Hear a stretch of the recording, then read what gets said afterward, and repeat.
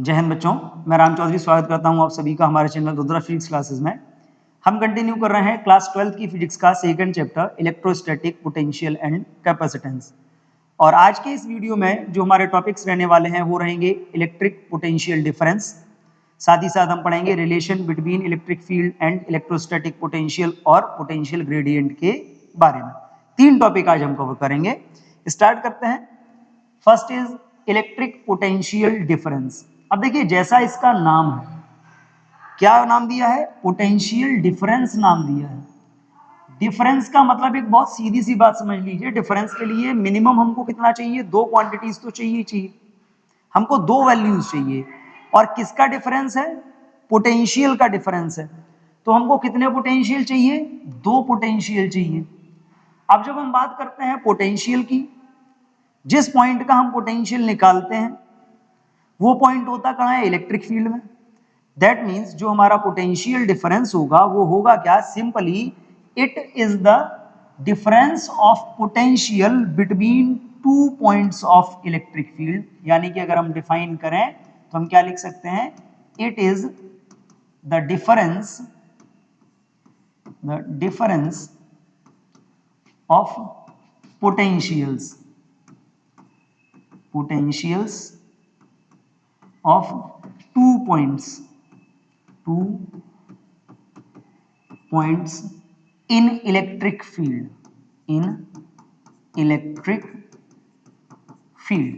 क्योंकि ये जो पोटेंशियल डिफरेंस मतलब 2 पोटेंशियल्स का डिफरेंस। अब पोटेंशियल 2 है तो पॉइंट भी कितने होंगे? 2, और दोनों ही पॉइंट कहाँ होंगे? इलेक्ट्रिक फील्ड के अंदर।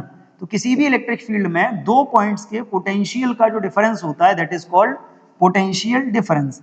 फॉर एग्जांपल कि हमारे पास एक इलेक्ट्रिक फील्ड है, हमने ये माना कि सपोज यहाँ पे एक चार्ज कोई रखा हुआ है, ये Q। ये चार्ज क्या कर रहा है? ये अपने सराउंडिंग में एक इलेक्ट्रिक फील्ड प्रोड्यूस कर रहा है। और इसके इलेक्ट्रिक फील्ड में हमने 2 पॉइंट लिए हुए हैं। एक पॉइंट हमने ले लिया ये 1 और एक पॉइंट ले लिया हमने ये 2। अगर हम इस पॉइंट 1 पे बात करें तो इस पॉइंट 1 का पोटेंशियल हमने माना है कितना है? V1। इसका पोटेंशियल है V2। यानी कि जो पोटेंशियल डिफरेंस हमारा आएगा वो क्या आएगा? डेल्टा V इज इक्वल, हम क्या लिख सकते हैं? V1 minus V2। Clear? V1 minus V2। अब देखिए, ये V1 माइनस V2 हम फाइंड कैसे कर सकते हैं? V1 मतलब पोटेंशियल एट पॉइंट 1, V2 मतलब पोटेंशियल एट पॉइंट 2। कैसे हमने फाइंड किया था तो वो भी समझो। टेस्ट चार्ज कहाँ? इनफाइनाइट पे। हम इनफाइनाइट से टेस्ट चार्ज को कहाँ लेके आए? B1 पे लेके आए। मान लीजिए इस प्रोसेस में वर्क डन हुआ W1। ठीक, इन दैट केस जब हम बात करते थे कि टेस्ट चार्ज को हम इन्फिनिटी से पॉइंट 1 तक लेके आएंगे, यूनिट टेस्ट चार्ज को हम इन्फिनिटी से पॉइंट 1 तक लेके आएंगे, इस प्रोसेस में जो वर्क होगा that is called potential at point 1।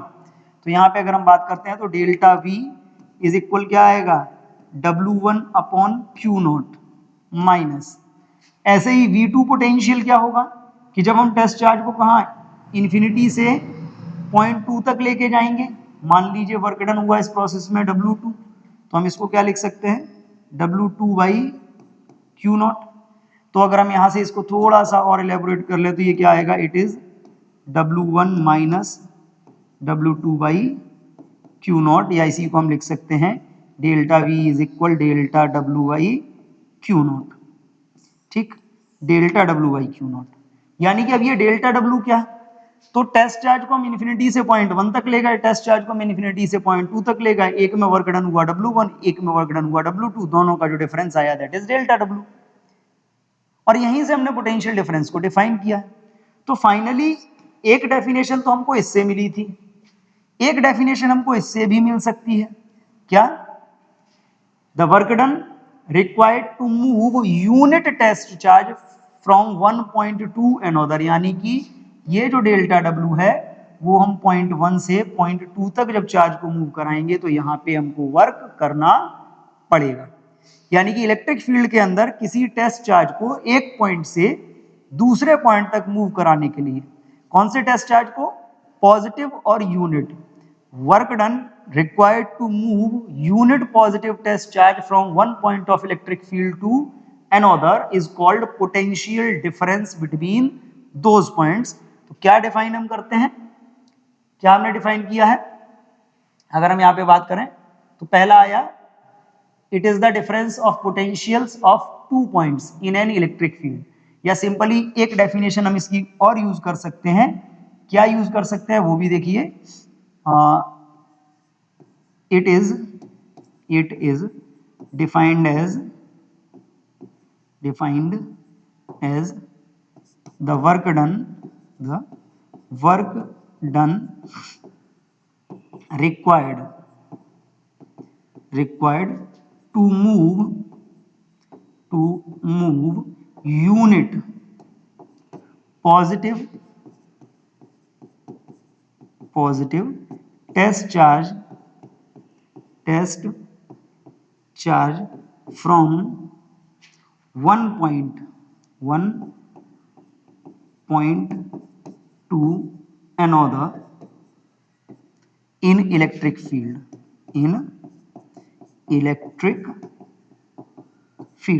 यानी कि इलेक्ट्रिक फील्ड के अंदर यूनिट पॉजिटिव टेस्ट चार्ज को एक पॉइंट से दूसरे पॉइंट तक मूव कराने में जितना हम वर्क करते हैं, that amount of work is called the potential difference between those points. यानी कि delta V is equal delta W upon Q not, या इसी को अगर आप चाहो तो इसको आप ये भी लिख सकते हो, क्या लिख सकते हो, dV is equal dW by Q not. Clear, ये लिखा जा सकता है। ठीक है, dV is equal dW by Q not, यानी कि यूनिट पॉजिटिव टेस्ट चार्ज को एक पॉइंट से दूसरे पॉइंट तक मूव कराने में जितना वर्क होता है, that is called potential. Clear. अब बात आती है potential due to continuous charge distribution. अगर कोई भी चार्ज डिस्ट्रीब्यूशन है, लीनियर चार्ज डिस्ट्रीब्यूशन है, सरफेस चार्ज डिस्ट्रीब्यूशन है, या वॉल्यूमेट्रिक चार्ज डिस्ट्रीब्यूशन है, तो उसके टर्म में हम कैसे यूज कर सकते हैं, कैसे यूज कर सकते हैं पोटेंशियल को, कैसे फाइंड कर सकते हैं, तो वो भी समझ लीजिए। जैसे अगर आप बात करते हो तो V इज इक्वल, आपने क्या पढ़ा है, K into Q by R. अगर हम इसको चाहें तो हम इसको ये भी लिख सकते हैं, V is equal K by R, या K into integration of D Q by R, integration of D Q. तो अब देखो इंटीग्रेशन ऑफ डी क्यू हम लिख सकते हैं Q को डिस्ट्रीब्यूटेड चार्ज के केस में। तो आपने पढ़ा हुआ है लैम्डा इज इक्वल क्या होता है, D Q by D L, sigma is equal होता है D Q by D A, और रो इज इक्वल होता है D Q by D V. यानी कि अगर आप यहां से बात करते हो तो यहां से आपको क्या मिलने वाला है, यहां से मिलने वाला है D Q is equal lambda into D L, यहां से क्या मिलने वाला है, D Q is equal rho into D A, और यहां से क्या मिलने वाला है, यहां से मिलने वाला है D Q is equal rho into, sigma into D A था, ये रो इंटू डी वी। ये वैल्यूज हम यहाँ पे रखते जाएंगे तो क्या क्या फॉर्मूले मिल सकते हैं कंटिन्यूअसली डिस्ट्रीब्यूटेड चार्ज के लिए।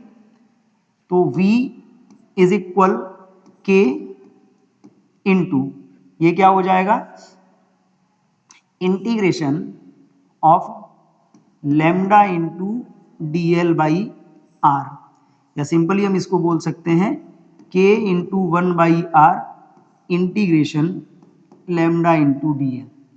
दूसरा क्या हो सकता है आपका, डी क्यू की वैल्यू अगर हम प्लेस करेंगे तो K into 1 by R integration sigma into D A. Third क्या हो सकता है, V is equal K into 1 by R integration sigma की बात क्या आएगा, रो इंटू डी वी। अब यहां पे थोड़ी सी चीज आपको याद रखनी पड़ेगी, क्या, ये जो V है ये क्या है, ये V आपका पोटेंशियल है, और ये V क्या है, ये आपका वॉल्यूम है, क्या है, वॉल्यूम। क्लियर। तो इस टाइप से हम कंटिन्यूअसली डिस्ट्रीब्यूटेड चार्ज के लिए भी पोटेंशियल फाइंड कर सकते हैं। बट अगर हम बात करें एकेडमिक की, तो एकेडमिक के सिलेबस में ये नहीं है। हम आगे चलते हैं। अगला टॉपिक है हमारा potential energy of system of charges in external electric field. ठीक है, हमने पोटेंशियल एनर्जी लास्ट टॉपिक में तो पढ़ लिया, लेकिन अगर हम बात करते हैं एक्सटर्नल इलेक्ट्रिक फील्ड में कितनी होगी, तो भाई ये भी समझना पड़ेगा। एक्सटर्नल इलेक्ट्रिक फील्ड की अगर हम बात करते हैं तो सपोज अगर मैं आपसे ये बात कहूं कि यहां पे एक यूनिफॉर्म इलेक्ट्रिक फील्ड है, ये इस यूनिफॉर्म इलेक्ट्रिक फील्ड की स्ट्रेंथ है E, और इस इलेक्ट्रिक फील्ड में हमने एक चार्ज यहां पे रखा हुआ है Q। ठीक, जब हम ये चार्ज Q इस इलेक्ट्रिक फील्ड में रखेंगे तो इस चार्ज पे क्या होगा, एक फोर्स वर्क करेगा, क्योंकि ये पॉजिटिव है तो इस पे लगने वाला फोर्स क्या होगा, in the direction of field. तो ये चीज आप याद रखिए कि जब भी किसी सिस्टम में फोर्स वर्क करता है तो वहां पे एक एनर्जी जरूर होती है। और दूसरी बात अगर हम बात करें कि ये चार्ज हमने कहाँ रखा है, इलेक्ट्रिक फील्ड में, तो जब हम चार्ज को इलेक्ट्रिक फील्ड में रखेंगे तो इसका कुछ ना कुछ पोटेंशियल भी होगा। मान लीजिए इस पॉइंट का पोटेंशियल है V, और इस पॉइंट का पोटेंशियल अगर V है, देन हमने ये भी पढ़ा हुआ है V नो, जो आपका V होगा, V इज इक्वल क्या होगा, W बाई Q। यानी कि यहां से जो W आएगा, W इज इक्वल क्या हो जाएगा, V इंटू क्यू, या हम इसको बोल सकते हैं Q इंटू V। और ये मालूम है कि ये जो वर्क डन होगा, यही वर्क डन किस में कन्वर्ट हो जाएगा, एनर्जी में। तो इसकी एनर्जी क्या हो गई, Q इंटू V। ये तो हो गया सिंगल चार्ज के लिए। किसके लिए, सिंगल चार्ज के लिए, फॉर सिंगल चार्ज। ठीक, दूसरा अगर हम बात करें कि यहीं पे आपका क्या होता,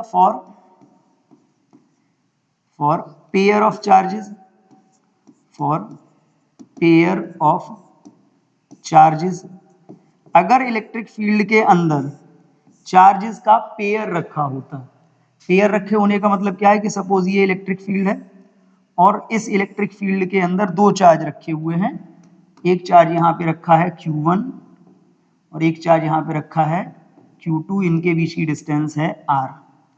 अब देखिए, दोनों चार्ज इलेक्ट्रिक फील्ड में रखे तो ये इलेक्ट्रिक फील्ड दोनों पे फोर्स अप्लाई करेगा, यानी कि ये दोनों जहां रखे हैं वहां पॉइंट्स का कुछ ना कुछ पोटेंशियल जरूर होगा, इस पॉइंट का B1, इस पॉइंट का B2।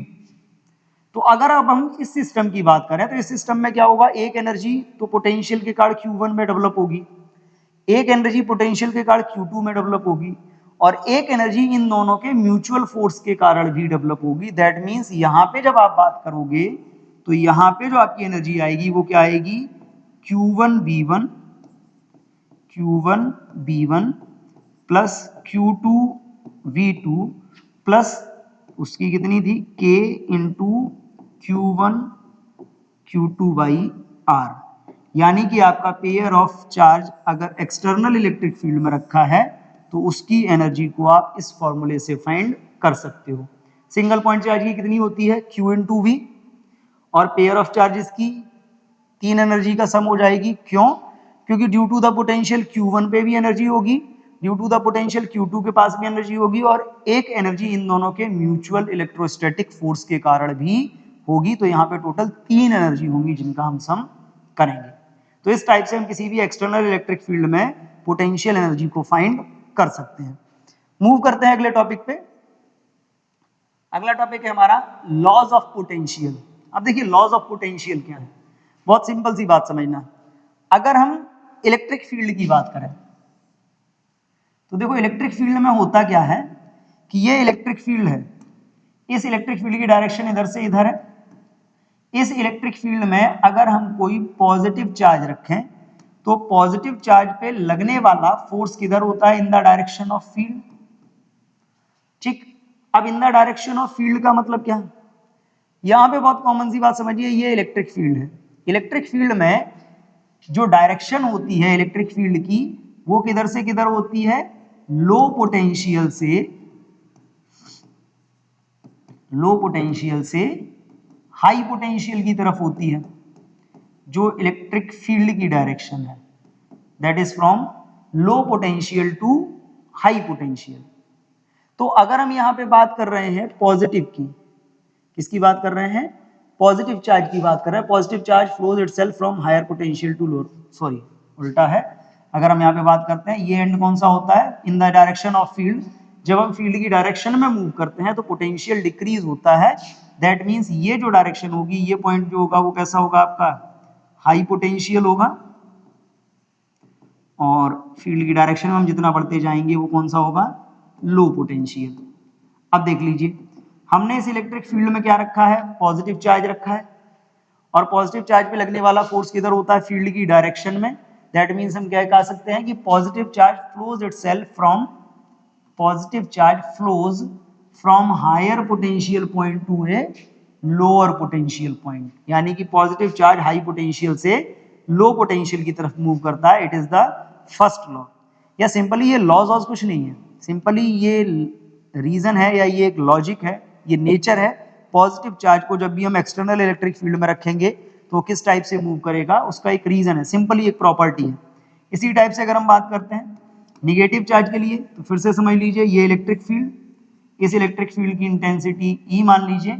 अगर हम इसमें कोई निगेटिव चार्ज रखते तो निगेटिव चार्ज पे लगने वाला फोर्स किधर होता है, opposite to the direction of field. That means ये किधर से किधर मूव करता है, it will move from lower potential end to higher potential end. ये किधर से किधर की तरफ मूव करता है, from lower potential end to higher potential end. It is the second law. That means the negative charge flows from lower potential to higher potential. जो negative charge होगा वो लो से हाई पोटेंशियल की तरफ मूव करेगा। और इन दोनों लॉज को या इस कॉन्सेप्ट को हम यूज करेंगे जब हम करंट इलेक्ट्रिसिटी पढ़ेंगे। क्लियर? अगले टॉपिक पे चलते हैं। अगला टॉपिक है relation between electric field and electric potential. जैसे हमने ये बोला पीछे कि जब हम फील्ड की डायरेक्शन में मूव करेंगे तो पोटेंशियल कम होता जाएगा, बट हमको ये कैसे मालूम कि कम होता जाएगा, हमने कैसे जजमेंट दे दिया, हम उसी को डिफाइन करते हैं। क्या है रिलेशन, कैसे हम जजमेंट दे सकते हैं। तो सपोज इसके लिए हम करते क्या है, एक चार्ज लेते हैं, suppose this is a charge Q, point charge Q। ये कहीं भी एक पॉइंट O पे रखा है। जब ये पॉइंट O पे रखा जाएगा तो ये क्या करेगा, it will produce it's electric field. ये अपना एक इलेक्ट्रिक फील्ड प्रोड्यूस करेगा। हम एक टेस्ट चार्ज को कंसीडर करते हैं। ये जो चार्ज है हमारा, ये क्या है, सोर्स है। It is source of electric field, source of electric field, ये इलेक्ट्रिक फील्ड का सोर्स है। अब देखिए हमारे पास एक टेस्ट चार्ज है, let we will consider a test charge Q naught that is placed at point A। एक टेस्ट चार्ज है, कहां रखा है, Q नॉट पे रखा है। Q नॉट है, कहां रखा है, पॉइंट A पे। अब देखिए जब ये पॉइंट A पे रखा होगा, सपोज पॉइंट A पे जब ये रखा जाएगा, it will experience an electrostatic repulsion that is F। इस पे एक इलेक्ट्रोस्टैटिक रिपल्सन वर्क करेगा F। हम करते क्या है, हम इस टेस्ट चार्ज को मूव कराते हैं। Let we will move the test charge from point A to point B। A से B तक टेस्ट चार्ज को मूव कराते हैं, और A से B तक हमने जो चार्ज को मूव कराया, इस मूवमेंट में अगर हम बात करें तो A से ये पॉइंट हो गया B, B तक हम मूव करा के लाएंगे। A और B के बीच का जो डिस्प्लेसमेंट है वो कितना है, dx। कितना मूव कराया, dx मूव कराया against the electrostatic force. Force repulsion का था, चार्ज हम मूव करा के कहां लाके लेके आ रहे हैं, सोर्स के पास में। सोर्स के पास में लेके आएंगे, दैट मीन्स अगर हम पॉइंट A से पॉइंट B तक चार्ज को ले जाएंगे तो हमें कोई ना कोई वर्क करना पड़ेगा, अपने आप तो मूव करा नहीं सकते। अगेंस्ट द इलेक्ट्रोस्टैटिक फोर्स हमें वर्क करना पड़ेगा। हम यहीं से शुरुआत करते हैं, ठीक। कितना वर्क करना पड़ेगा इसकी हम बात करते हैं। तो अगर हम यहाँ पे बात करें work done in moving charge, और ये कौन सा चार्ज है, टेस्ट चार्ज है अगेंस्ट इलेक्ट्रोस्टैटिक फोर्स। अब देखिए अगेंस्ट इलेक्ट्रोस्टैटिक फोर्स कितना वर्क हमको करना पड़ा, हमने पढ़ा है dw इज इक्वल क्या होगा, F vector dot dx vector, force into displacement F dot dx। F dot dx अगर हम इसको ओपन करते हैं तो ये क्या हो जाएगा, dw is equal F into dx। देखिए फोर्स आउटवर्ड है, डिस्प्लेसमेंट इनवर्ड है, यानी कि ये जो एंगल हो गया कितना हो गया 180 डिग्री। तो 180 हो गया तो F into d x cos 180 degree. अब देखिए ये dw इज इक्वल F की वैल्यू क्या होती है, E into q naught. F की वैल्यू क्या हो जाएगी E into q naught, where E is the intensity of electric field at point q naught. Q naught पे इलेक्ट्रिक फील्ड की इंटेंसिटी है, इंटू डी एक्स, और कॉस 180 की value कितनी हो गई -1। अब क्यू नॉट को अगर हम इधर शिफ्ट कर दें तो ये क्या हो जाएगा D W by Q not is equal minus E into d X. ठीक है, अब देखो D W by Q not क्या होता है, D W by Q not it is the potential difference. पीछे हम पढ़ चुके हैं, क्या बताया था पोटेंशियल डिफरेंस का फॉर्मूला आपको, ये बताया था dv is equal D W by Q not. ये पोटेंशियल डिफरेंस हो गया। अब ये अगर पोटेंशियल डिफरेंस है तो कितना आएगा, ये हो गया आपका dv is equal minus E into d X. या इसी को और क्लियरली अगर हम लिखना चाहें तो हम इसको और क्लियरली क्या लिख सकते हैं, E is equal minus D we by D X. ठीक, minus D we by D X. अब यहां पे देखो dv क्या है, चेंज इन पोटेंशियल, dx क्या है, चेंज इन डिस्टेंस। क्लियर। अब माइनस का साइन क्या है, अगर हम माइनस के साइन की यहां पे बात कर रहे हैं तो यहां पे हम लिख सकते हैं कि माइनस क्यों आया, वो भी बात करते हैं हियर। जो माइनस साइन है, निगेटिव साइन इंडिकेट्स, क्या इंडिकेट करता है, इंडिकेट्स दैट potential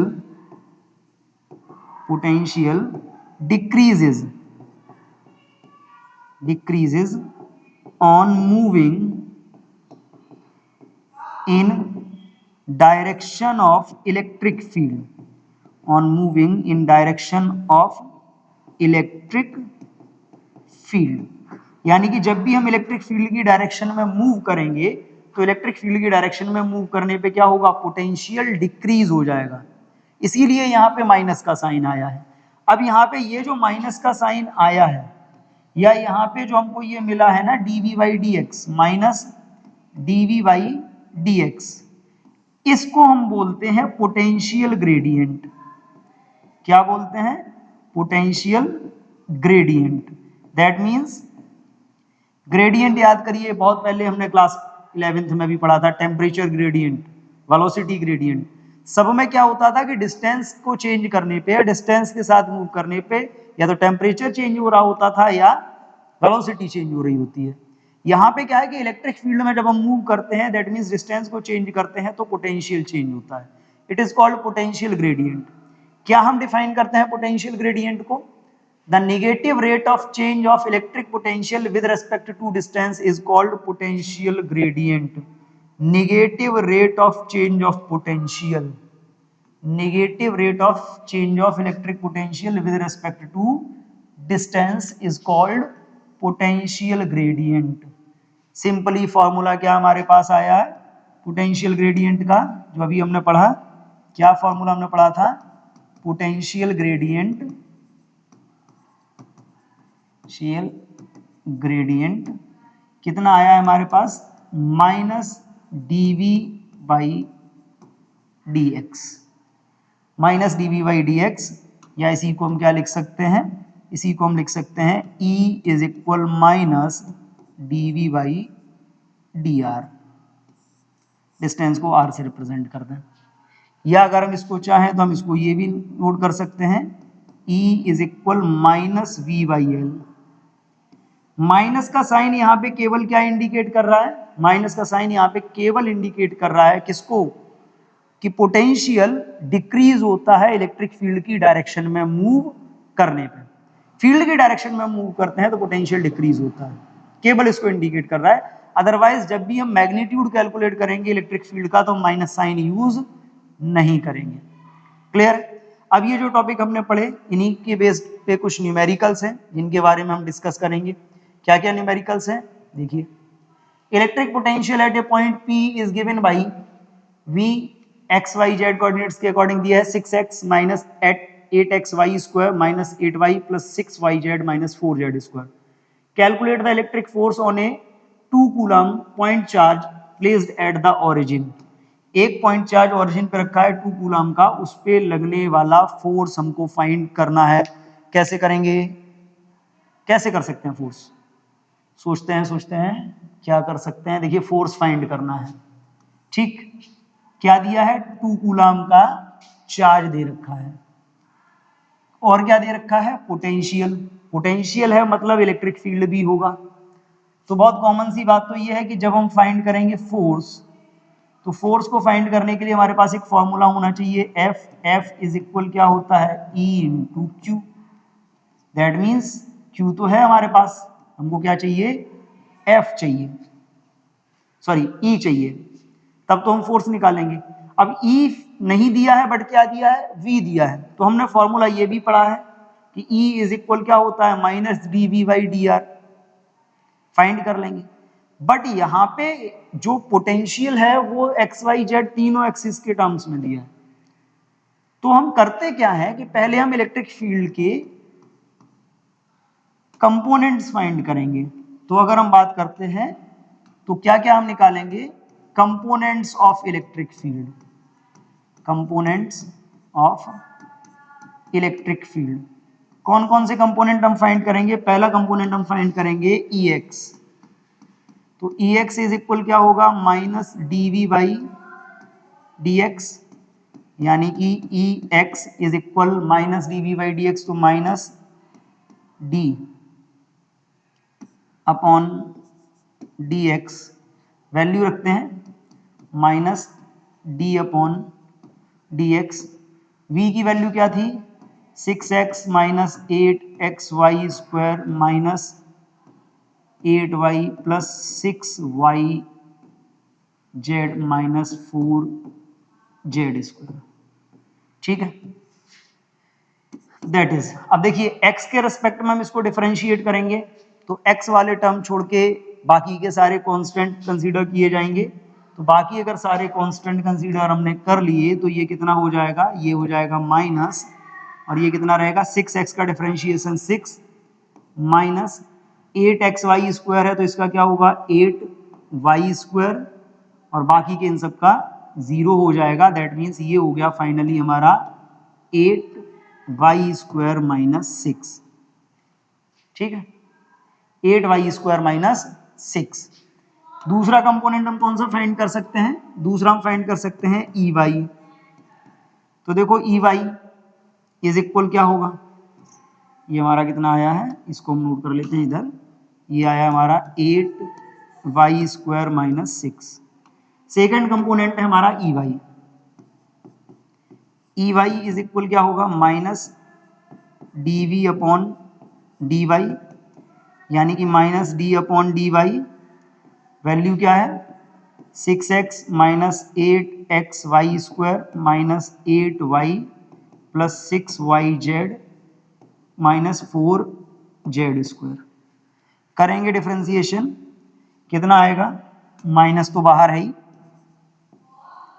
6x का 0 हो जाएगा, 8xy स्क्वायर का कितना होगा? 8x कांस्टेंट, y स्क्वायर का 2y, दैट मीन्स ये हो गया 8x इंटू इसका हो गया 2y माइनस 8y का हो गया 8 प्लस 6yz का हो गया प्लस 6z, यानी कि ओवरऑल ये आया हमारा 8 minus 6z minus 16xy। Clear? ये ई वाई हो गया। इसके बाद तीसरा कंपोनेंट क्या है हमारे पास? ई जेड है। ई जेड अगर हम निकालते हैं तो ई जेड इज इक्वल क्या होगा? Minus D we by d z. D we by d z करेंगे तो minus d by d z. V की वैल्यू कितनी है? 6x minus 8xy square minus 8y plus 6yz minus 4z square. देखिए z के respect में हम इसको डिफरेंशिएट करेंगे तो बाकी के सारे टर्म x और y कांस्टेंट में आएंगे, तो कांस्टेंट में आएंगे तो ये कितना हो जाएगा? माइनस 0 इसका हो गया 6x का, इसका भी 0 हो गया, इसका भी 0 हो गया, लास्ट के दो बचते हैं। 6yz का कितना होगा? 6y माइनस 4z स्क्वायर का हो जाएगा 8z, दैट मीन्स ये हो गया 8z माइनस 6y। अब देखिए ये तीन कंपोनेंट आए, इन तीनों कंपोनेंट की वैल्यू हमको कहां पे निकालनी है? Eight the origin. तो अगर हम यहाँ पे बात करते हैं एट ऑरिजिन, ऑरिजिन का मतलब क्या हो गया, एक्स भी 0, वाई भी 0 और जेड भी 0। तो एक्स वाई जेड तीनों अगर 0 है तो ये ई एक्स कितना हो जाएगा, ई एक्स इज इक्वल कितना है 8y square minus 6, 8y square minus 6। E y कितना है, ई वाई है हमारा 8 minus 6z minus 16xy, 8 minus 6z minus 16xy, और ई जेड ये है हमारा 8z माइनस 6y। क्योंकि एक्स वाई जेड 0 है तो ये बचेगा आपका -6, ये बचेगा आपका 8 और ये बचा आपका 0। तो हमने पोटेंशियल ग्रेडियंट वाले रिलेशन से फाइंड कर लिया x component, y component and z component of electric field at origin. अब ये जो वैल्यूज हमारे पास आई हैं, इन वैल्यूज से हम क्या करेंगे, नाउ इलेक्ट्रिक फील्ड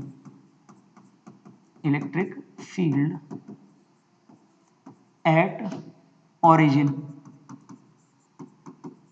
अच्छा, ऑरिजिन पे कितना होगा इलेक्ट्रिक फील्ड, तो उसके लिए हमने फॉर्मूला ऑलरेडी पढ़ा हुआ है, E इज इक्वल होता है root E X square plus E Y square plus E Z square, यानी कि E is equal root -6 square plus 8 square plus 0 square. देखिए 6 का स्क्वायर 36, 8 का 64, यानी कि ये हो गया रूट 100। रूट 100 का मतलब E इज इक्वल 10 न्यूटन पर कूलम। ये आ गया इलेक्ट्रिक फील्ड।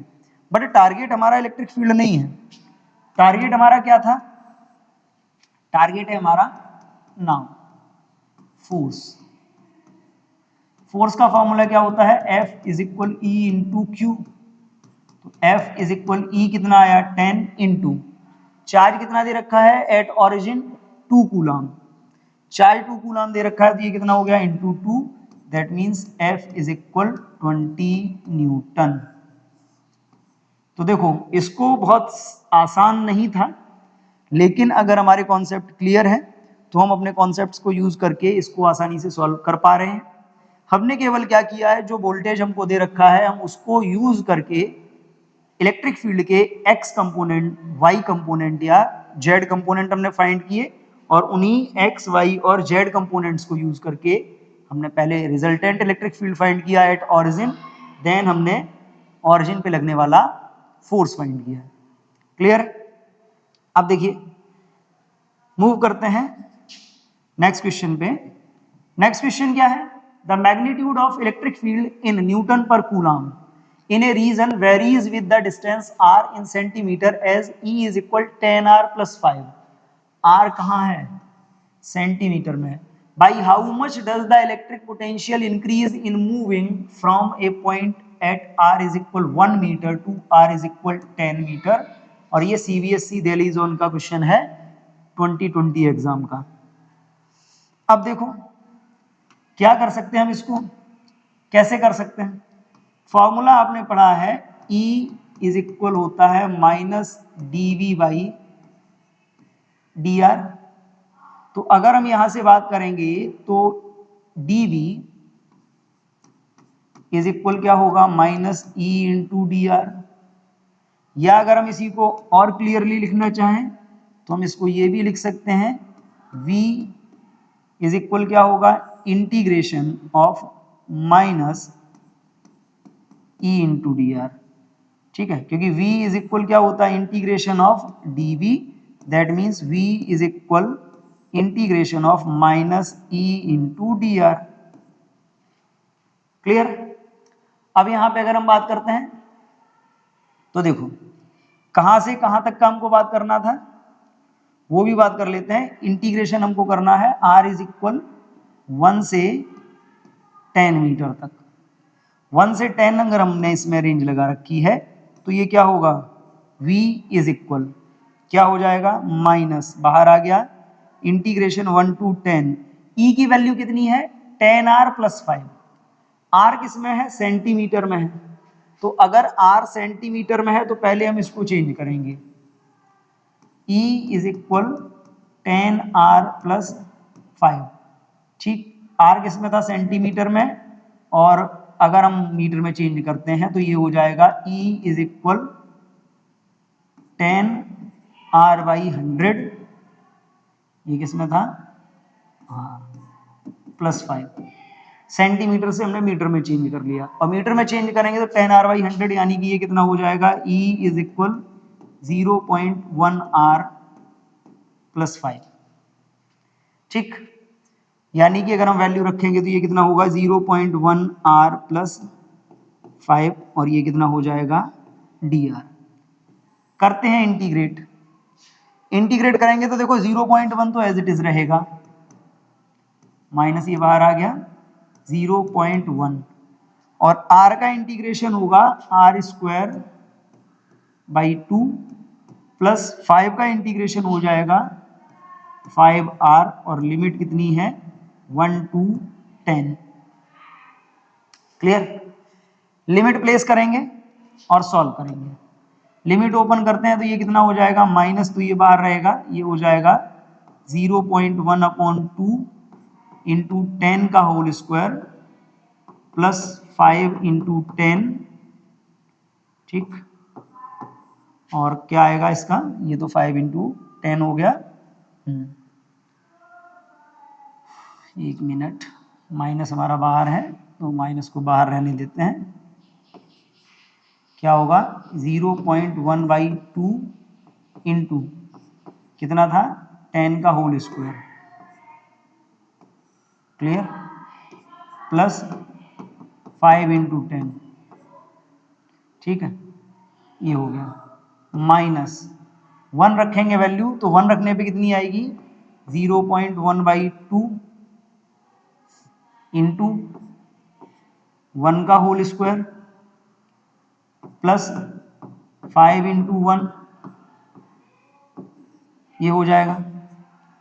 अब जरा इसको सॉल्व करते हैं तो v इज इक्वल 10 का स्क्वायर 100, 100/2 50, यानी कि ये हो जाएगा 0.1 इंटू 100/2, 10/2 यानी कि 5। ये हो गया हमारा 5 प्लस 50, माइनस तो बाहर है ही, तो ये 5 प्लस 50, 10 का स्क्वायर 100, 100 इंटू 0.1 कितना बचेगा, 10, 10/2 मतलब 5, 5 इंटू 10 50। ऐसे इसमें करते हैं तो 1 का स्क्वायर 1 रहेगा, y 0.2 यानी कि ये आएगा 0.05 प्लस 5। कर लीजिए, तो v इज इक्वल क्या होगा, माइनस, और यहाँ पे माइनस था ऑलरेडी, यहाँ पे बीच में क्या है, बीच में माइनस है, माइनस, तो ये माइनस 55 माइनस 5.05। ठीक, ये आएगा आपका v इज इक्वल माइनस, इसको लेस करोगे तो 49.95 वोल्ट। क्या आएगा, 49.95 वोल्ट, यानी कि अगर हम इतना मूव कराते हैं, इतना अगर हम मूव करा देंगे तो 49.95 वोल्ट इसका आंसर आ जाएगा। क्लियर, तो यहां से आप कर सकते हो।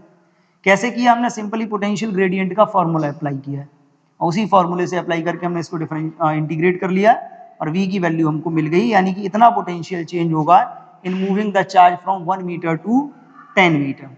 क्लियर है, आज के लिए इतना ही, मिलते हैं नेक्स्ट वीडियो में नेक्स्ट टॉपिक के साथ, तब तक के लिए थैंक यू एंड जय हिंद।